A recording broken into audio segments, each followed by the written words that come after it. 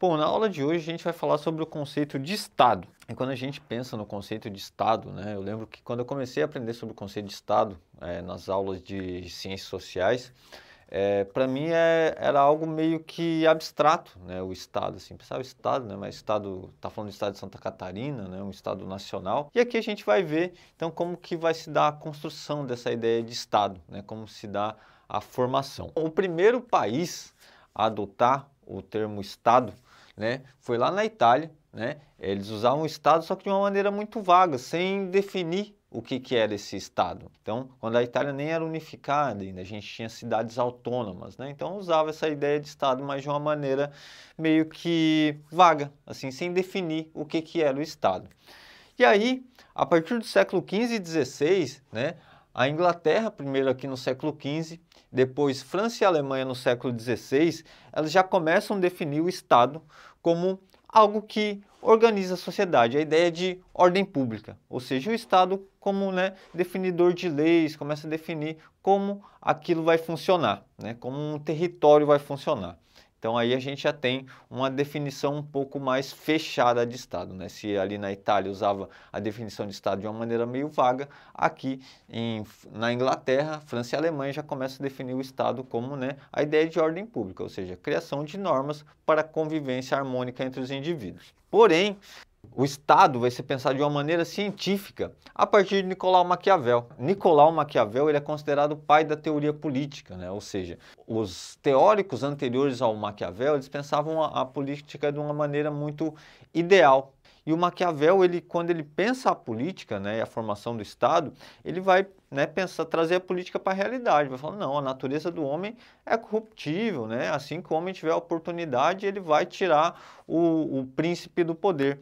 Então, o Maquiavel, nessa obra O Príncipe, ele vai definir o que é o Estado, até porque quando ele cria essa obra, O Príncipe, a Itália não era um país unificado, né? Ou seja, a gente tinha cidades autônomas, né? E ele escreve o príncipe como um manual de governabilidade para o príncipe, ou governante, ou monarca, né? A ideia central do príncipe era de como se chegar ao poder e como manter o poder. Mas no príncipe ele também vai falar sobre a unificação da Itália, né? Seria mais fácil para um príncipe, para o governante, governar se a gente tivesse um Estado único, um Estado unificado e não cidades autônomas. A seguir, a gente vai ver algumas características do Estado. Bom, aqui eu vou trazer algumas características do Estado, né? Quando a gente pensa em Estado, né, o Estado vai deter essas características, né?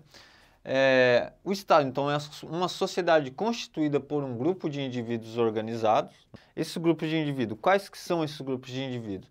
Grupos familiares, grupos de profissionais, grupos educativos, grupos religiosos, então, né, além de outros grupos, né, eu citei aqui alguns para a gente pensar, né, que tipo de grupos de indivíduos se tem dentro do Estado, né? Aqui, esses grupos, eles vão ter objetivos comuns. Só que quando a gente pensa em objetivos comuns, não são objetivos comuns como indivíduo, né? Eu não vou ter o mesmo objetivo que o meu colega que mora no mesmo país que eu. Não, mas é um objetivo comum como nação, como Estado. Então, não são objetivos individuais, mas os objetivos como Estado-nação. O Estado também ele vai ter normas jurídicas sancionadas, ou seja, a Constituição, né? Quando a gente pensa no Estado brasileiro, a gente pensa lá na nossa Constituição, que foi criada lá em 1988, vai ter uma reforma ali em 1988, né?